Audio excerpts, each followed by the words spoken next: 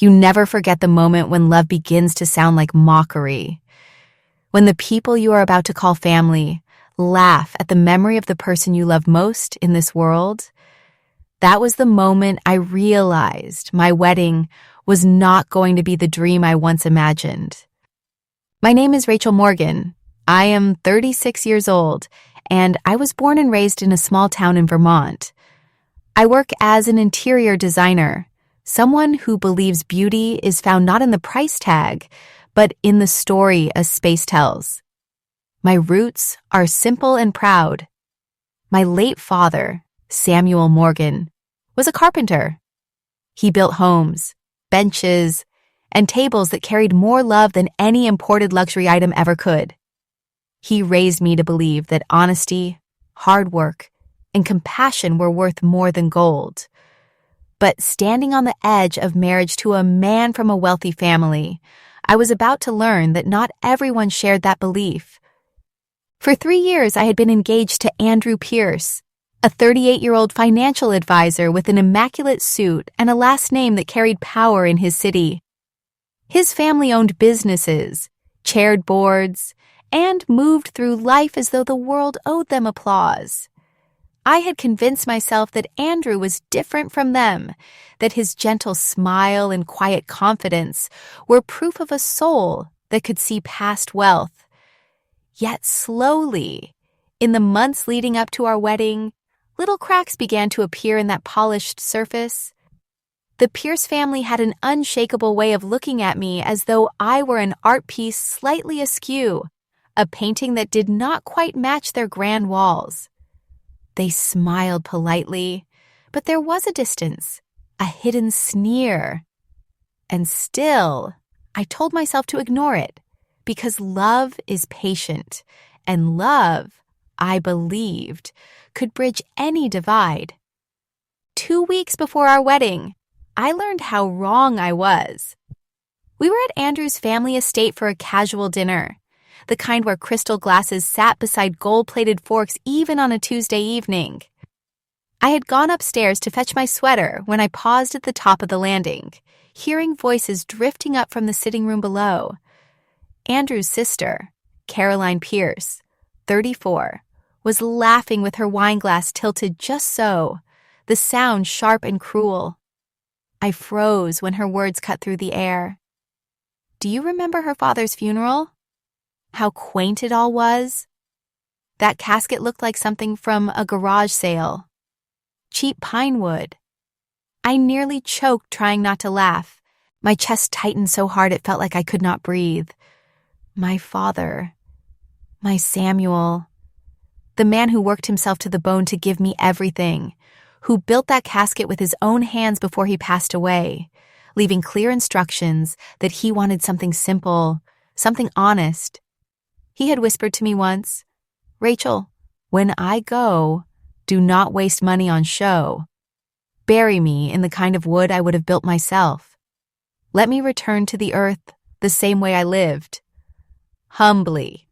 And now, Caroline, with her perfect hair and perfect shoes, was mocking him, laughing at the last wish of a man who had more integrity in his little finger than she would ever know. The room downstairs erupted with giggles, and I heard Andrew's low chuckle among them, not defending me, not defending my father, but joining in the cruelty. My heart cracked. In that moment, I felt small, as though I were a guest in a house where the walls themselves sneered at me. I pressed my hand against the railing, my knuckles white, and I told myself not to cry. Not here, not in their world where tears would only be another reason to laugh. I swallowed the pain like fire, holding it in my chest until it burned. I wanted to scream, to run down those stairs and demand an apology, but something inside me whispered, "Not yet." I knew that if I lashed out now, they would dismiss me as emotional, unrefined, too fragile to belong to their elite circle. I could already hear Vivian Pierce, Andrew's mother, tilting her chin and saying, "See, this is what happens when you mix class with something less." So I stayed silent, standing at the top of the stairs like a shadow, watching the family I was about to marry into reveal their true faces. And in that silence, I made a choice. I would remember every word. I would hold every insult. And one day, when the moment was right, I would let the world know who they truly were. For now, I stepped back from the railing, my legs trembling, my face pale. I slipped into the guest room quietly, closing the door behind me as though it could shut out the laughter that still rang in my ears. I sat on the bed, clutching the edge of my sweater, my chest rising and falling with rage and sorrow. That night, for the first time, I allowed myself to wonder if love had blinded me. And as much as I wanted to believe Andrew was different, I could no longer ignore the truth. The first crack in the glass had appeared. And once glass cracks, it can never be whole again. There is a special kind of cruelty that hides behind smiles. It does not shout or bare its teeth. It simply tilts its head, places a jeweled hand on your shoulder, and delivers a dagger wrapped in silk. That is how Vivian Pierce, Andrew's mother, spoke to me in the days leading up to our wedding. Outwardly, she was the perfect hostess, dressed in pearls and perfume that lingered long after she left a room. But beneath it all, there was a sharpness, a way of reminding me at every turn that I was not one of them, that I was a guest in a world I would never be allowed to truly call mine. I remember the final dress fitting as if it happened yesterday. The boutique smelled of roses and expensive fabric, the kind of place where mirrors seem to grow taller just to reflect your every flaw. I stood in front of the seamstress, holding my breath as she pinned the last fold of white silk against my waist. My father had always told me that true beauty was in the details no one else could see, but in that room, beauty was measured in price tags, and the more expensive the dress, the more approval it seemed to earn. Vivian sat in the corner, her legs crossed elegantly, her diamond bracelet catching the light as she adjusted her glasses. When the seamstress finally stepped back, Vivian rose from her seat and walked over to me. She placed her cool hand on my arm, smiled with the kind of sweetness that feels like sugar dissolving too quickly, and said, "At least now you will have a family with real taste. Rachel." Her voice was warm, but her words sliced. I forced a smile, because what else could I do? My heart thudded, and behind my polite nod, I could hear the unspoken truth, my father's memory, my upbringing, my values. They were all beneath her. I swallowed, fighting the urge to defend him, to remind her that taste is not bought in a store. It is lived in the way a person treats others. But I stayed silent, letting her think she had the last word. As the fitting ended, Caroline swept into the room with a glass of champagne, her laughter bubbling louder than the drink. "Rachel, you look lovely," she said, her eyes scanning the dress, her tone light but mocking underneath. "It is amazing what good tailoring can do. Do not worry. By tomorrow, everyone will forget the simpler side of your life." She smirked as if she had just paid me a compliment. I clenched my hands together so tightly my nails dug into my palms. I had been raised to be polite, to let words roll off my back, but each comment was a stone added to the growing weight on my chest. That night, alone in my room, I thought about my father again. I remembered sitting at his workbench as a little girl, watching him plane wood, the curls falling like ribbons to the floor. He would look at me and say, "Rachel, people will always tell you what they think you should be, but your worth is not in their words. It is in the work you do, the love you give, and the truth you hold." I closed my eyes and whispered those words like a prayer. My father had built furniture that outlasted trends, pieces that carried stories. Vivian and Caroline might have wealth, but they had no roots, no legacy. The insults kept piling in the days after.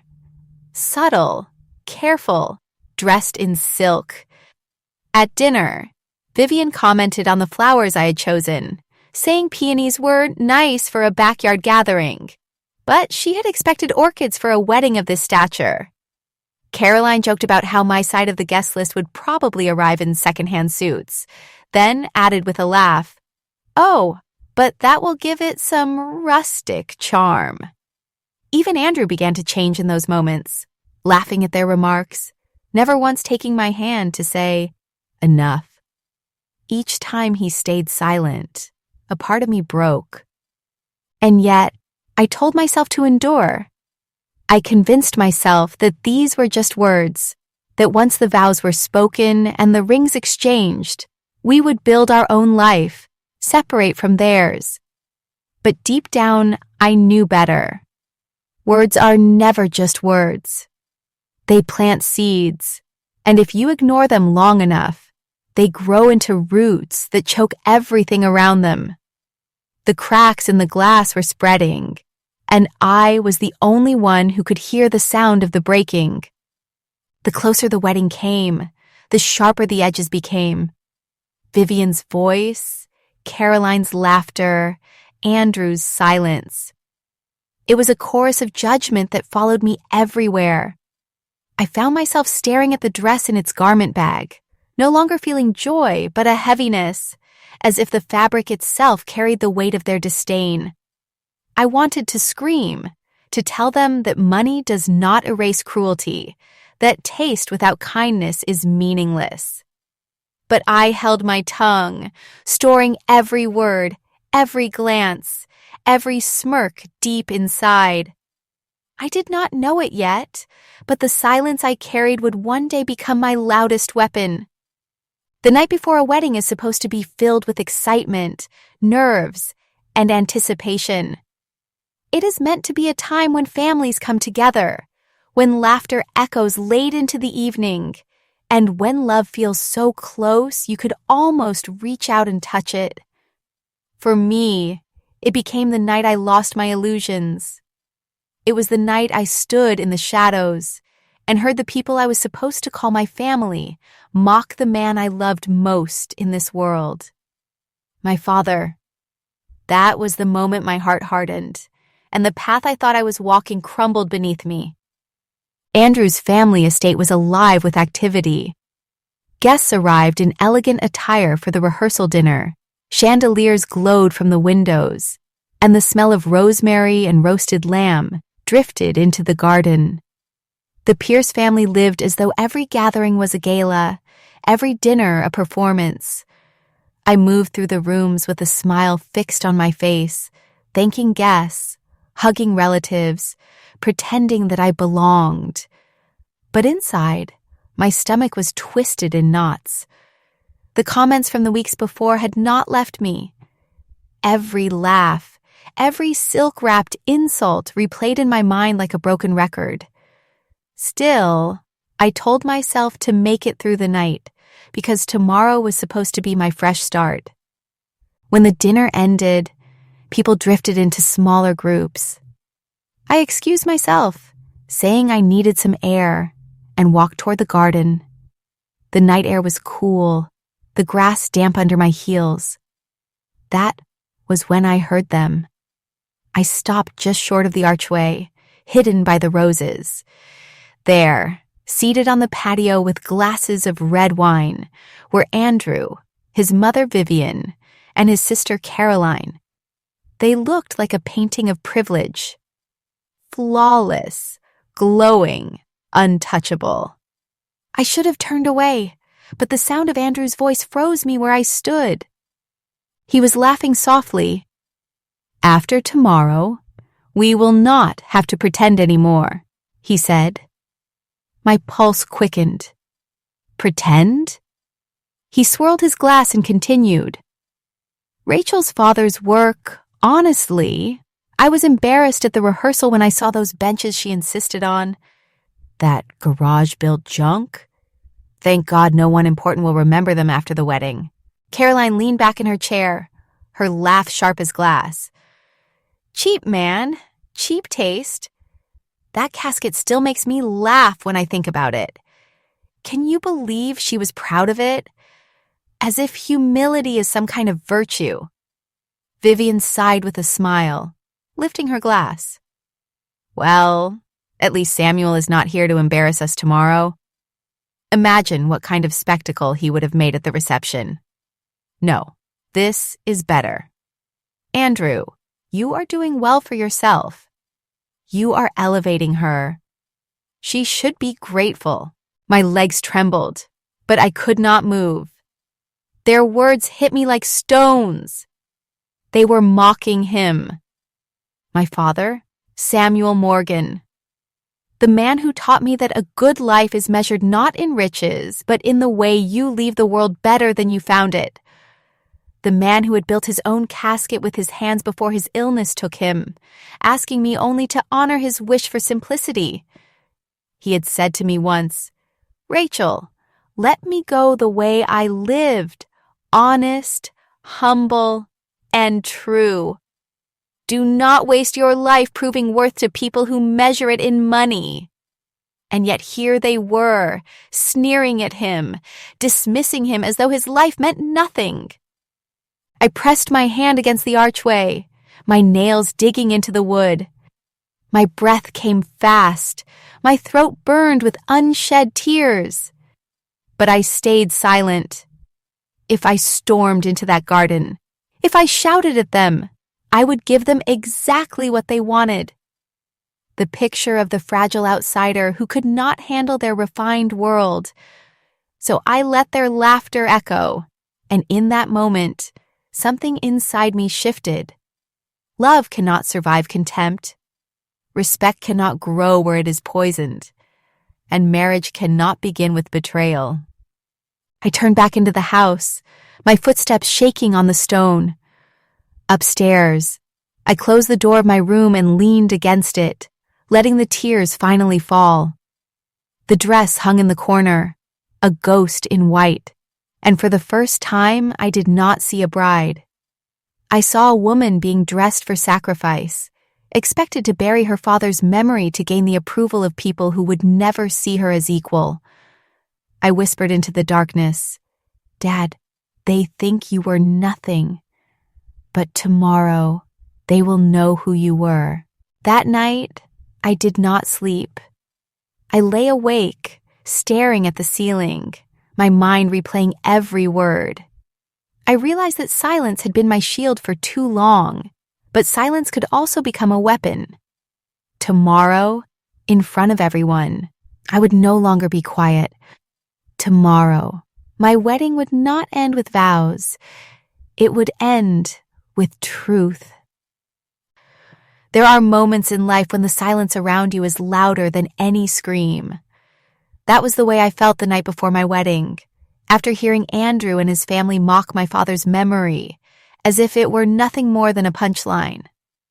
I sat in that room with the white dress looming over me like an ivory shadow, and I made a decision I had never imagined I would make. It was not a decision of anger alone, though anger burned through me like fire. It was a vow of my own, silent but unshakable. I would not let their words define me. I would not marry into a family that laughed at the man who built the foundation of my life. The hotel room felt suffocating. I walked to the mirror and studied the reflection staring back at me. My face was pale, my eyes rimmed with red, but beneath the exhaustion, there was a flicker of something stronger. Resolve. I thought of my father's hands, rough with splinters, guiding mine as he taught me how to sand wood until it was smooth as glass. He used to say, Rachel, the strongest pieces are not the ones without cracks. They are the ones reinforced by love. That memory steadied me. If he could live with dignity through a lifetime of struggle, then I could find the strength to face one day of truth. I touched the dress hanging beside the mirror, the fabric cool beneath my fingertips. Only a week ago, I had felt joy when I tried it on, imagining a life ahead filled with promise. Now it felt hollow, as though every thread carried the weight of lies. I whispered aloud, "This is not my future. This is a costume for a play I no longer want to perform." The sound of my own voice startled me, but the words felt right. I sat on the edge of the bed, clasping my hands together until my knuckles turned white. The silence stretched on, heavy and thick, but within it I began to shape a plan. I knew I could walk away quietly.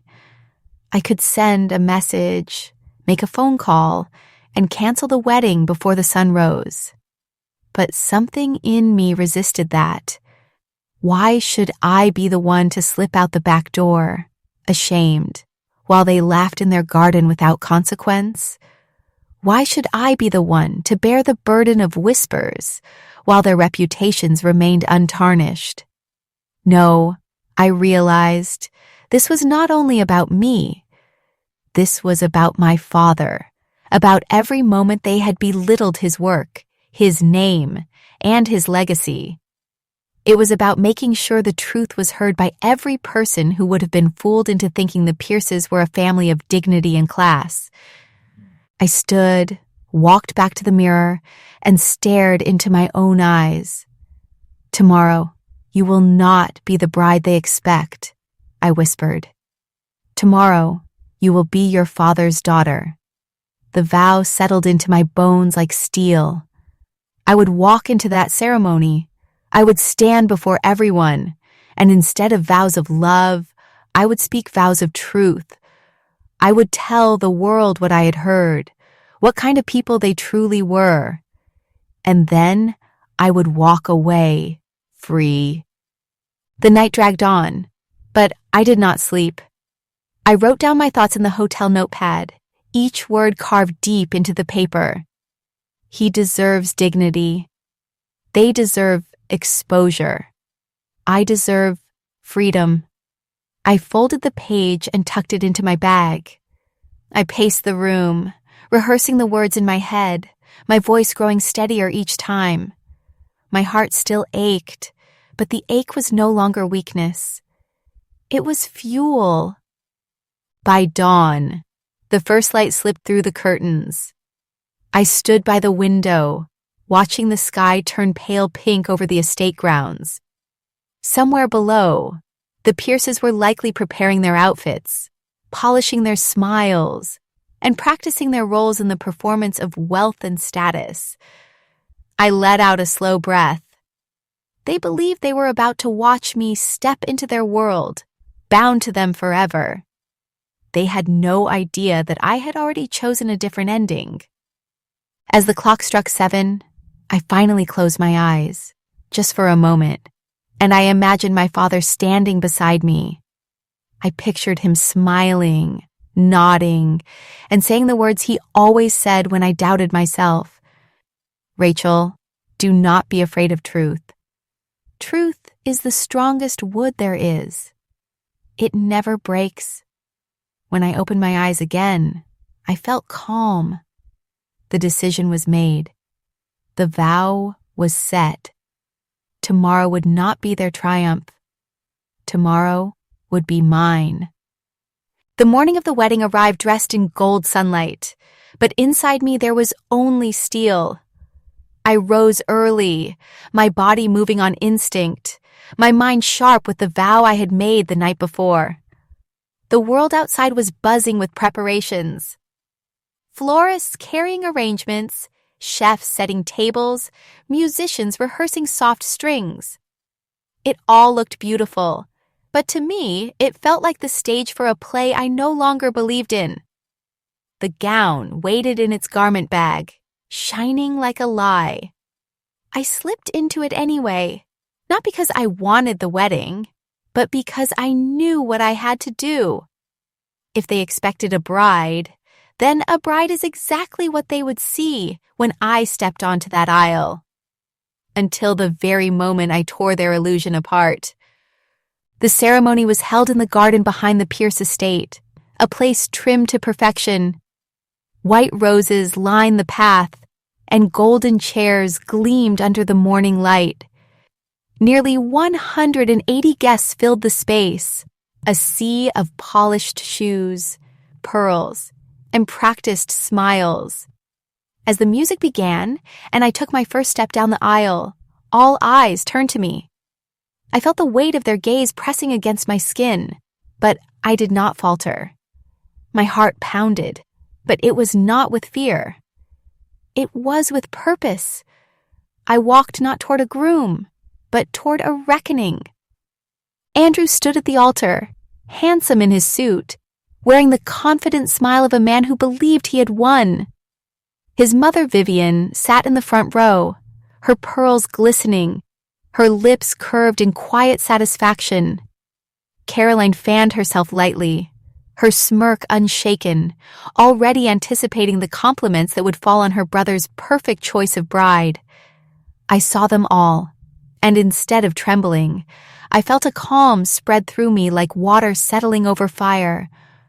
They thought they were watching a ceremony of unity. What they were really watching was the moment their world began to crack. The officiant began the formal words, the ones meant to bind us in tradition and promise. I listened, my hands steady, waiting for the moment when I was expected to speak.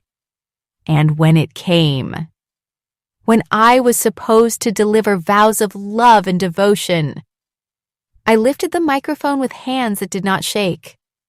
A hush fell over the crowd. I looked at Andrew, then at the faces of his family, then out at the guests who had gathered in their finest clothes to witness a union that was never going to happen. "I have no vows for Andrew," I said, my voice strong, carrying across the garden. A ripple of confusion moved through the guests. I could see eyebrows lifting, fans pausing midair, champagne glasses frozen halfway to lips. Andrew's smile faltered. Vivian leaned forward slightly, her hand tightening on her clutch. Caroline tilted her head, a nervous laugh on the edge of her lips. But I continued. "What I do have is the truth. Last night, I stood in the shadows of this estate and I heard my fiancé, his sister, and his mother speak of my father. They called him cheap. They mocked the casket he built with his own hands before he died. They laughed at the benches he made for this very wedding. They spoke of him as if his life meant nothing, as if his memory was disposable." My throat tightened, but my voice grew louder. "My father, Samuel Morgan, was a carpenter. He built not with money, but with love. He raised me to honor dignity, not wealth. And yet this family, the one I was supposed to marry into tomorrow, reduced him to a joke. I will not stand here and vow my life to people who dishonor the dead, who see kindness as weakness and humility as shame." Gasps spread through the crowd. Some guests covered their mouths, others whispered fiercely, their heads turning toward Vivian and Caroline, whose faces had gone pale. Andrew's jaw clenched, his confident facade crumbling.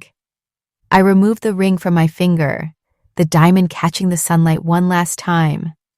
I placed it gently on the altar. This ring carries no love, only lies. And I will not bind myself to it. For a moment, silence hung heavy, pressing down like a storm. Then, without another word, I lifted my gown, turned, and began walking back down the aisle. My steps were steady, my back straight, the murmur of shocked voices rising around me like a tide. I did not look back, not once, because this was not the end of a love story. It was the beginning of my freedom. When I walked away from that altar, I thought the loudest sound I would ever hear would be the beating of my own heart. But it was not. The loudest sound was the silence that fell across nearly 200 guests, a silence so sharp it rang in my ears like broken glass. Then, as if a dam had burst, whispers flooded the air. Faces turned toward Vivian, toward Caroline, toward Andrew, each expression painted with shock, disbelief, or disgust. What I had carried in silence for weeks was finally out in the open, and there was no curtain big enough to hide them now.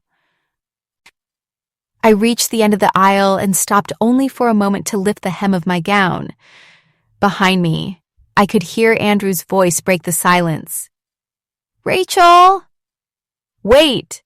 His words cracked with a desperation I had never heard before, but they did not move me. I kept walking, my heels striking against the stone path like a drumbeat of finality.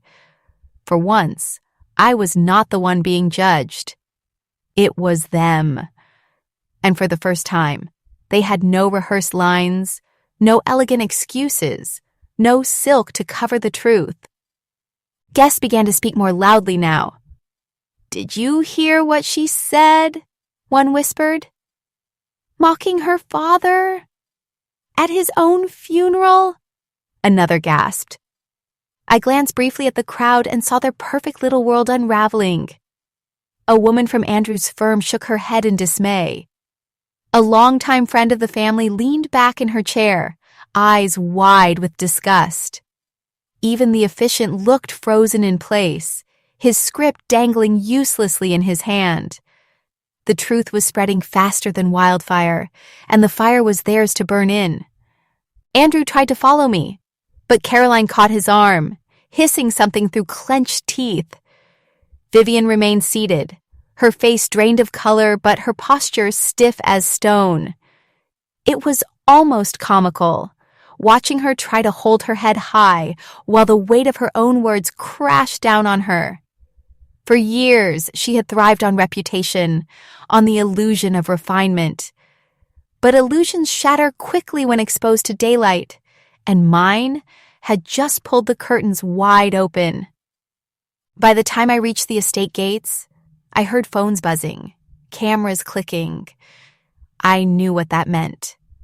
Someone had recorded my speech, and already it was traveling beyond this garden, beyond this family, into the wider world. At first, the thought frightened me, but then I felt the rush of justice in my veins. Let it spread. Let everyone see who they really were. That evening, long after I had left the estate, the ripple became a wave. The video of my words appeared online with the title, "Bride Exposes Groom's Family in Fiery Wedding Speech." Within hours, it had been shared thousands of times. By midnight, millions had seen it. Strangers I would never meet were defending my father, praising his work, sending messages of support.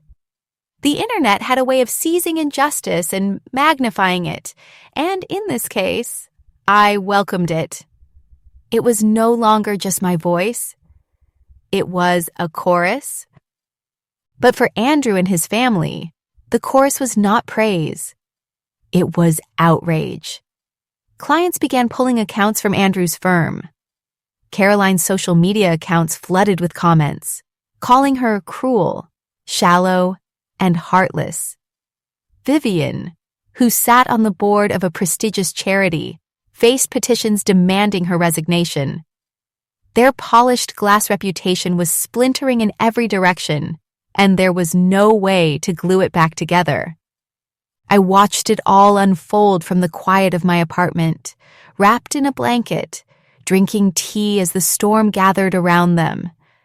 And for the first time in weeks, I felt peace.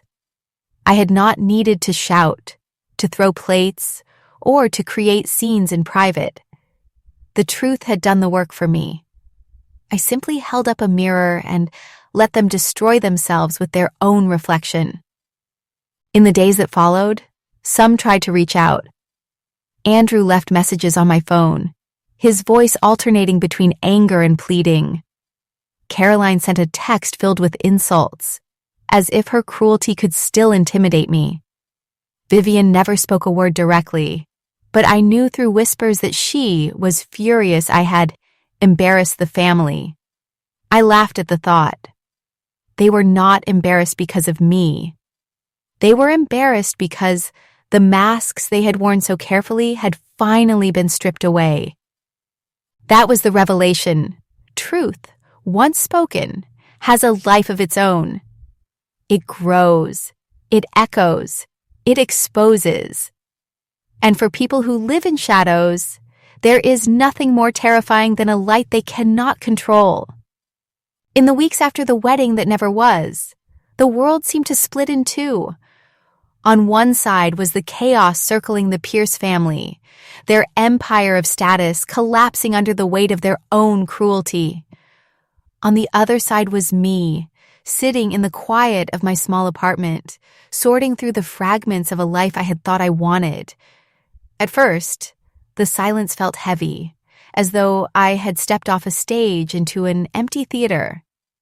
But slowly, that silence became something different. It became space. Space to breathe. Space to grieve. And space to decide how to honor the man they had mocked. My father, Samuel Morgan, had always been more than a carpenter to me. He was a builder of dignity, a craftsman of values. The casket they had laughed at was not a symbol of cheapness. It was a final act of love, shaped by his own hands. I wanted the world to see him the way I saw him, not as a punchline in the mouths of the arrogant, but as a man who lived a life of substance. The question was how. I found myself sitting at my kitchen table night after night, staring at the stack of envelopes filled with wedding deposits that would never be returned. That money, meant for a honeymoon that would never happen, now felt like wasted ashes. But as I traced my father's name in the margin of a notebook, an idea began to grow. I thought about the kids my father used to help in our town, teenagers with nowhere to go, who would wander into his workshop out of curiosity and leave with the pride of sanding their first piece of wood smooth. He used to tell me, "Rachel, some kids just need a place to feel their hands can shape something good." Those words echoed in my mind, and I knew then what I had to do. I took the money and started the process of creating something my father would have been proud of, the Samuel Morgan Foundation. Its mission was simple: to provide scholarships, tools, and training for underprivileged youth who wanted to learn a trade, to work with their hands, to build a life that was more than numbers on a screen. The first time I announced it online, the response was overwhelming. Strangers who had watched my wedding speech reached out, offering donations, volunteering time, sending stories of their own fathers and mothers who had been builders, seamstresses, farmers, people of simple but powerful legacies. It was as if my father's spirit had been waiting for this moment to extend itself beyond the small town where we had lived. Within weeks, applications began to pour in from kids who dreamed of becoming carpenters, electricians, masons, but had no means to afford the tools or training.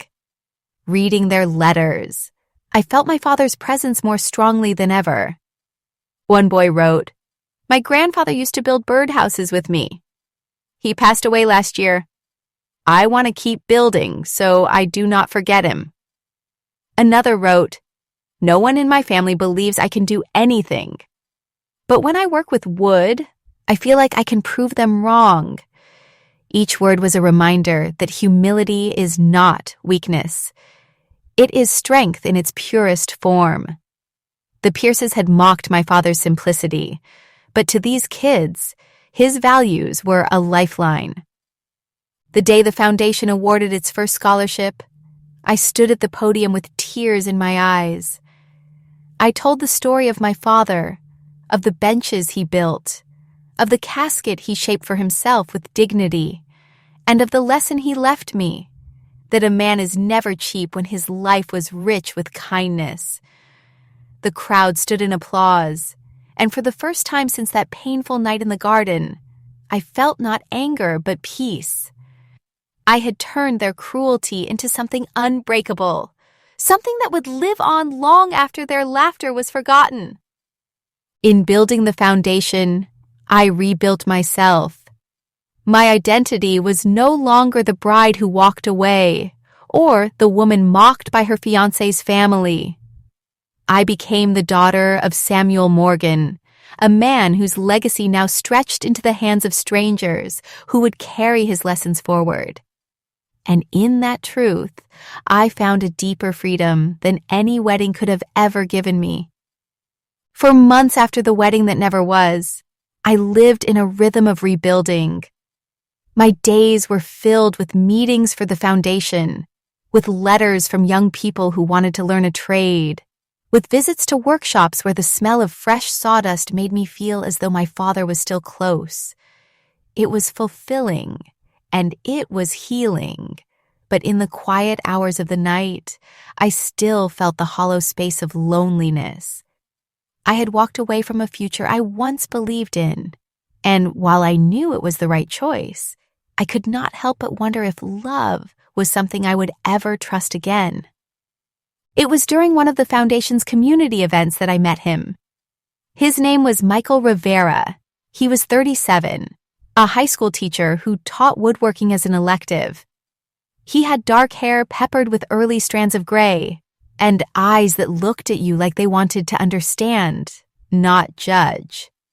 He came up to me after my speech, holding a bouquet of wildflowers.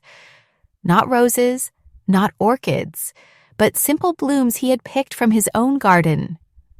"Miss Morgan," he said gently, "your father's story reminds me of my grandfather. He was a stonemason. I would love to tell you about him sometime." It was such an ordinary thing to say, but the way he said it carried no pretense, no polished edge. For the first time in a long while, I felt seen. Not as the woman from the viral video, not as the bride who walked away, but simply as Rachel, a daughter who loved her father. I found myself smiling, truly smiling, and I said, I would like that. What began as a conversation over coffee turned into evenings spent talking about books, music, and the little things that made life meaningful. Michael was not a man of extravagant gestures. He did not try to impress me with wealth or titles. Instead, he showed up with quiet constancy. He listened when I spoke about my father. He asked questions about the foundation. He even offered to volunteer, teaching kids how to measure, cut, and assemble their first projects. The first time I saw him patiently guiding a boy through sanding a rough edge, encouraging him with warmth instead of criticism, I felt something stir in me. A trust I thought had died. One evening, as we walked through the park, I told him about the night before the wedding, about the garden, about the laughter that had shattered everything. He listened without interruption, his jaw tightening at the cruelty I described. When I finished, he took my hand and said, "Rachel, love is not supposed to humiliate you. It is supposed to protect you. Anyone who mocks the people you love has already told you who they are." His words sank deep because they were simple, true, and unadorned. It was the kind of truth my father would have spoken. I began to realize that what I had once mistaken for love with Andrew was really performance. It had been a role I was expected to play on a stage crafted by his family. With Michael, there was no stage. There was just life. Messy, real, and honest. He celebrated the scholarship fund not for how it looked, but for how it changed lives. He brought me flowers not to show off, but to make me smile. He never once made me feel small. And slowly, the hollow space in my heart began to fill. Months passed, and one autumn evening, as leaves burned orange and red across the hills, Michael invited me to his home. He showed me a table in his kitchen that he had built with his own hands. "It is not perfect," he said, running his hand across a small uneven edge. "But it is ours. And I think that is what matters." Tears filled my eyes as I traced the wood grain. It was the kind of table my father would have loved, built not for show, but for living. That night, as we shared a simple meal, I felt something I had not felt in years. Safe, loved, respected. It was not the dazzling love story of luxury and glitter that the Pierces had paraded, but it was real. And real, I finally understood, was better than perfect. In Michael, I found not just a partner but a reminder that love does not demand sacrifice of your roots. Love, true love, embraces them. Sometimes I lie awake at night and think about how differently my life might have gone if I had not walked past that garden the night before the wedding. What if I had not heard their laughter, their insults, their cruelty? Would I have gone through with the ceremony, convincing myself that love could smooth over contempt? Would I have spent years shrinking in silence, trying to earn the approval of people who had already judged me unworthy?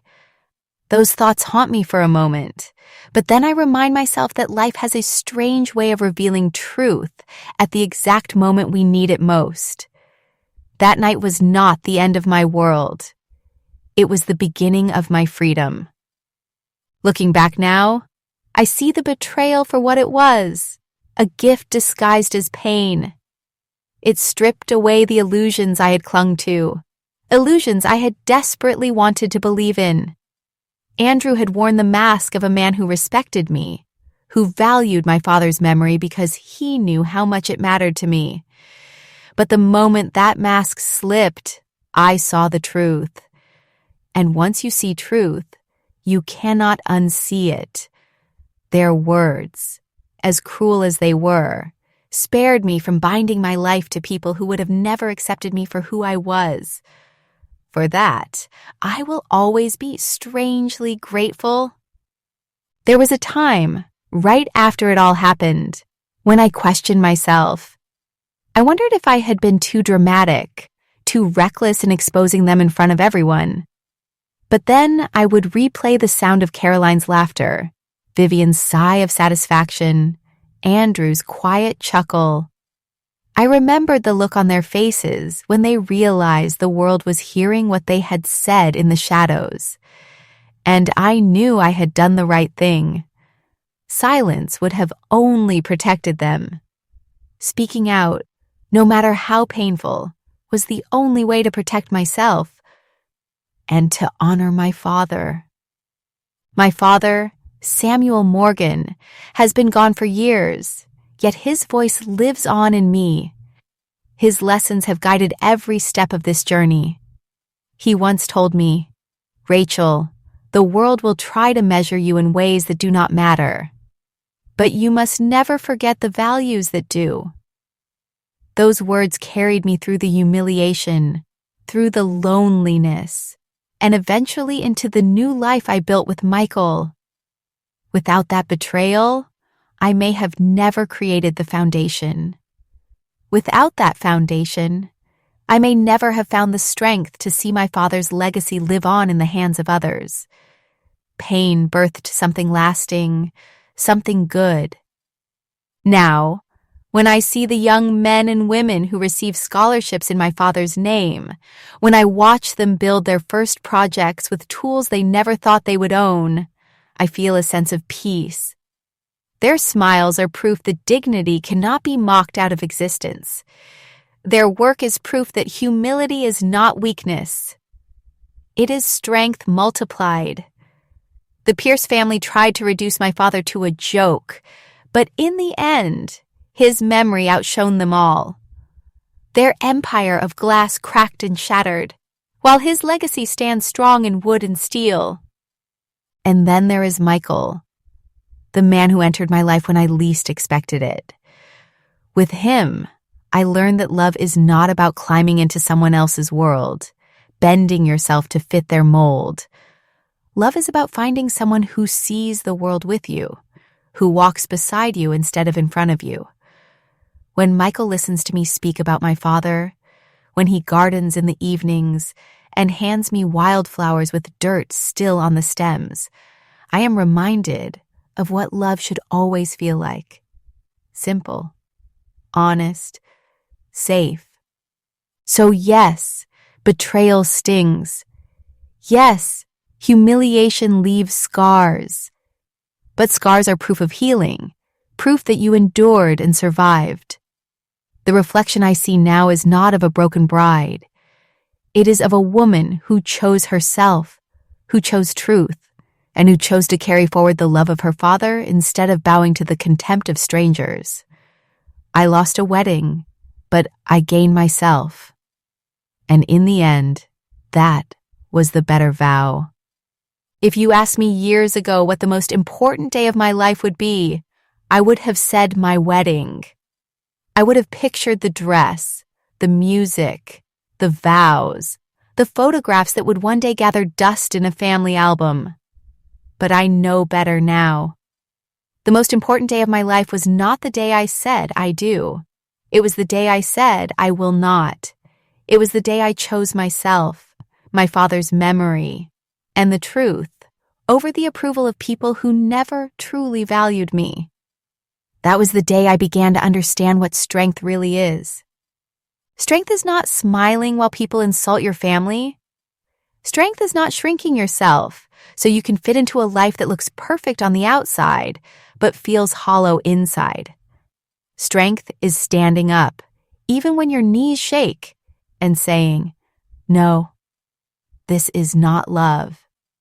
This is not respect. And I deserve better."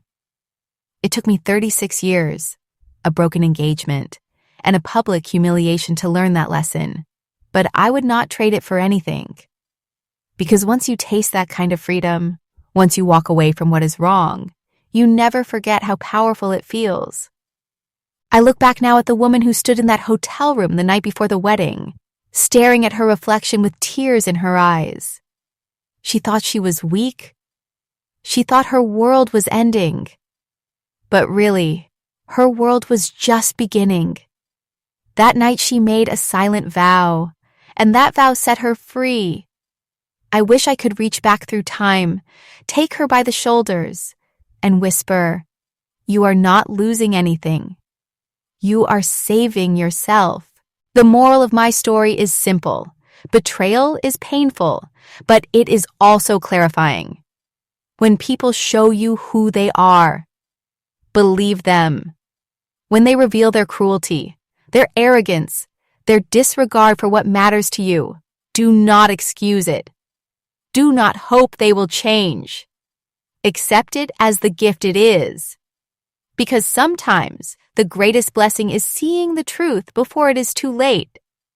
And if you find yourself standing at the edge of a choice, wondering whether you should stay silent to keep the peace, or speak up and risk it all, choose truth. Peace built on silence is not peace at all. It is a prison. I know, because I almost lived in that prison.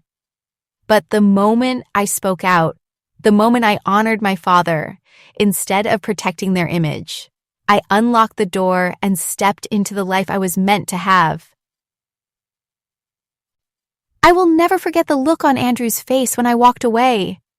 Not because I miss him, but because it reminded me that some people believe they own you until the moment you prove them wrong. I will never forget the stunned silence of the crowd, not because it was humiliating, but because it was liberating. And I will never forget the flood of messages from strangers around the world, reminding me that my father's legacy mattered more than all the wealth and reputation in that garden combined. Today, when I see the students holding their scholarships, when I hear the buzz of saws and the scrape of sandpaper in our foundation workshops, I smile. My father's voice lives on in their work. He is no longer just my memory. He is a lesson carried by countless hands, shaping futures he never got to see. That is what legacy means. That is what dignity looks like. So, if there is one thing I want you to take from my story, it is this: walking away is not weakness. Refusing to settle is not failure. Protecting the memory of those who loved you is never foolish. The people who mock humility, who sneer at kindness, who dismiss love as cheap, they are the ones who will crumble. You do not need to lift a finger to destroy them. You only need to walk away and let the truth do the rest. I thought my wedding would be the start of my life, but it was the ending of that day. The moment I walked down the aisle alone. That became the beginning of everything. And if you ever find yourself in that same position, torn between silence and truth, I hope you remember me. I hope you choose to walk away, because sometimes the most beautiful vow you will ever make is the one you make to yourself.